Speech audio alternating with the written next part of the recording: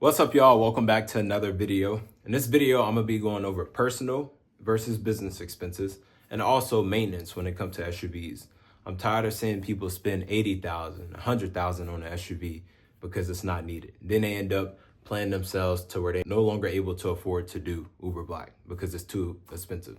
So for starters, I'm gonna start with the admin side, which is the business side. Business email, I put that on there first. So, well, this kind of go hand in hand with business cards as well, but I'll just start with the business email. So anything that you do as a driver, whenever you're trying to build a private clientele and get customers, it needs to be done in a business matter. So for example, if you're giving out your email, you need to have a business email created. So what I did when I first started, y'all, because I made a website, first thing I did was go create me a business email. And I'm with iKnows. And I'll put it in this video of how I went to go make my email. So business emails, you do have to pay for it. It's not free like a personal email. For example, you can go make a Gmail right now for free. When it comes to the business side of things, it's not free. So my personal email is my first name dot last name at gmail.com. But my business email is support@jacksonluxuryrides.com.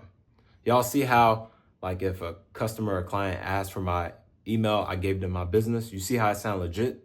So don't give out your personal email. Whenever you conducting business and you're trying to get potential clients and customers, make sure you have a business email created. So like I said, I'm with iKnows and I'll put it in this video. So get your business email created if you don't have one. Like I said, it's probably gonna be I paid $15. So $15 per year. So it's not that expensive, but you do have to pay upfront in order to get a business email made. So this goes back down to the business cards. So on your business cards, whenever you get them made, I wish I had one to show y'all, but on my business card, I have my business email and my business phone number and my name. So it said my name, CEO, my business email, and then my business number. Everything you do, like I said, whenever you working with potential customers and clients, you want to put under business. Don't give them no personal phone number. If you have to get a second phone number for business, do that. You do not have to get another phone to do that. If you want to get another business on the same phone where you have two phone numbers under one phone, just call up your phone carrier.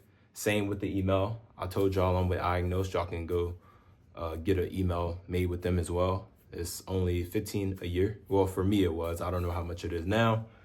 And yeah, so basically, like I was saying, on the card, you want everything all business. You don't want to have a bunch of things going over all over the place where it's personal and business. No, all business when it comes to you handing out your cards. Now, when it comes to business cards, whenever I was getting some made, I did it every 2 months. I told y'all in the last video, I made the mistake of handing out my business cards to everybody. And I shouldn't have done that because everybody don't qualify to be your potential customer and client.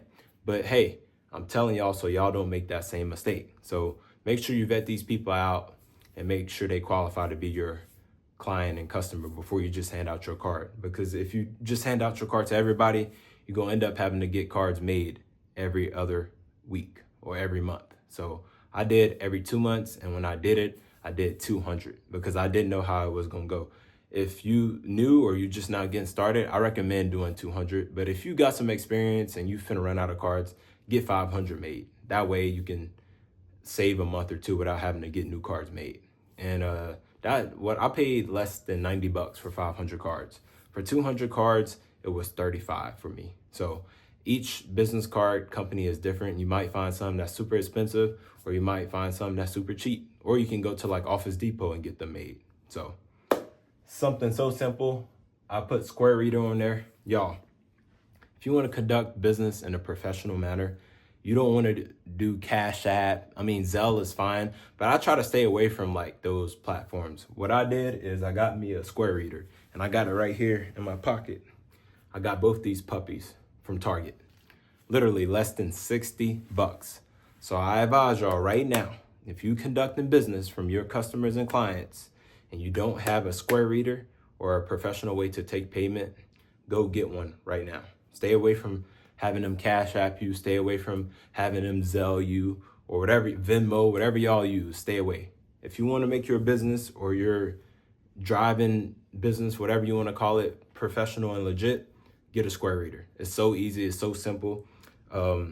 Whenever you charge them, let's say I just picked up a customer and client, I said, hey, it'll be $200. And then they'd be like, okay, how you take payment? I'd be like, I got a card reader. You got a card? Yes, I got a card. Cool. Give me the card. I tap it. And if they don't have a card that taps, you can insert it at the bottom. Let's say you forgot your Square reader at home, or you forgot to charge it. Whenever you download the Square app, you can actually take payment on your phone too. It just charges you a higher fee.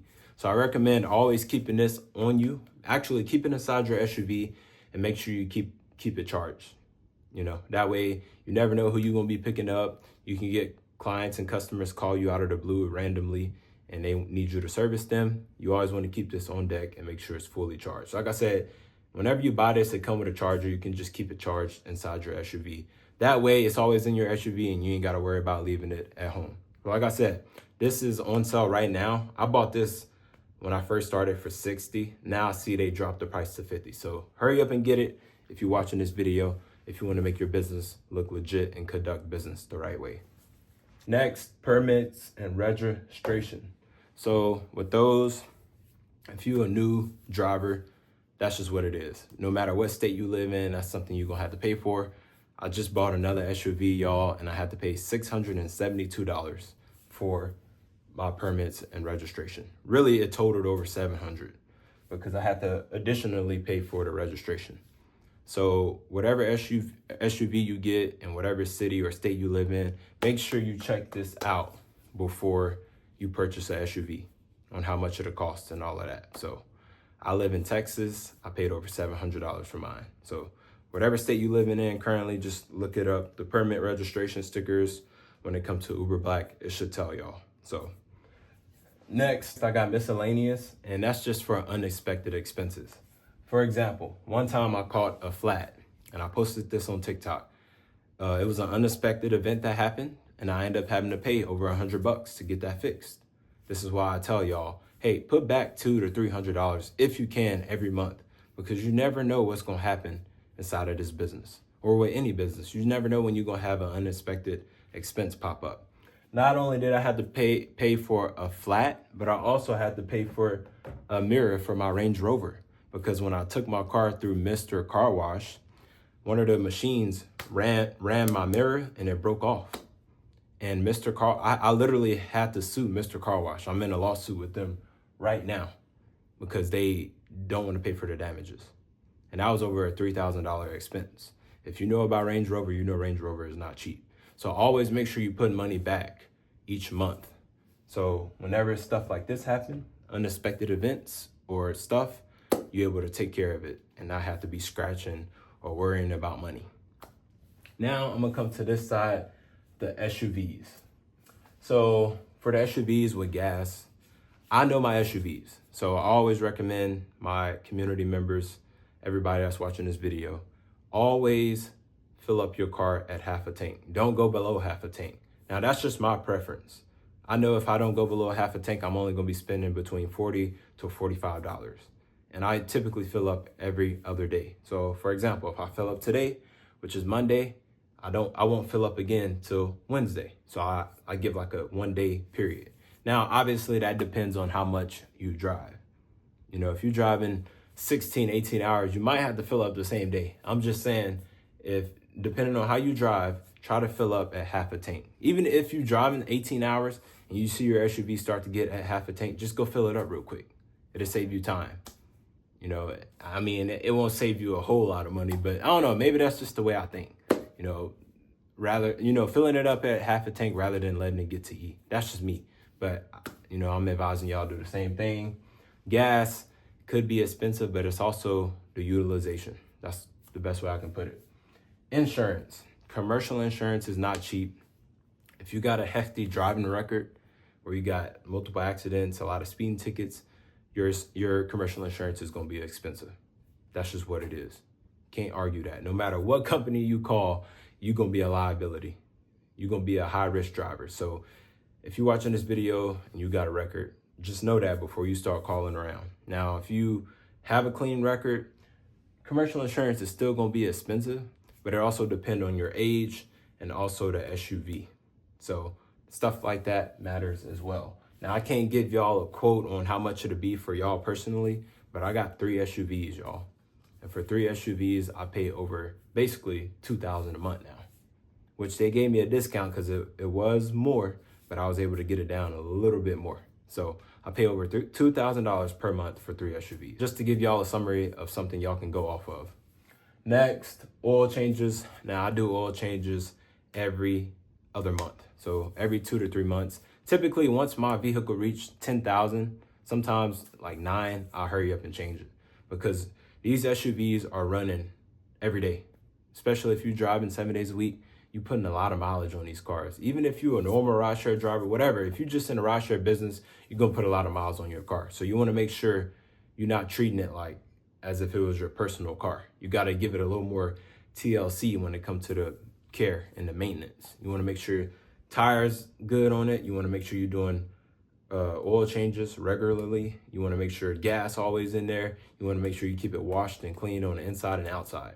You don't wanna treat this like personal. You wanna treat it like a business. Because once you treat it like a personal, you're gonna get lost when it comes to the maintenance. You're gonna get lost when it comes to keeping up with the vehicle, like the washes, tires, all of that. You wanna make sure you stay on point and focus. Write this down. If you have to write down like, okay, the vehicle is at 97,000 miles right now. Once it reach 105 or 106,000, I'm gonna go change the oil 1,000 miles earlier, just because I want my car to last. So when it comes to the oil changes, now that I added another SUV to my fleet, I'll give a rough estimate, because I just got this SUV in. I probably would spend $350, $400 every 2 months for all of my SUVs. Now, if you got one single SUV and you want to get around paying a high oil change, download Groupon or go on Groupon and try to find these like mechanic shops that do deals. They give you discounts. For example, the Infiniti, I took it to Goodyear through Groupon.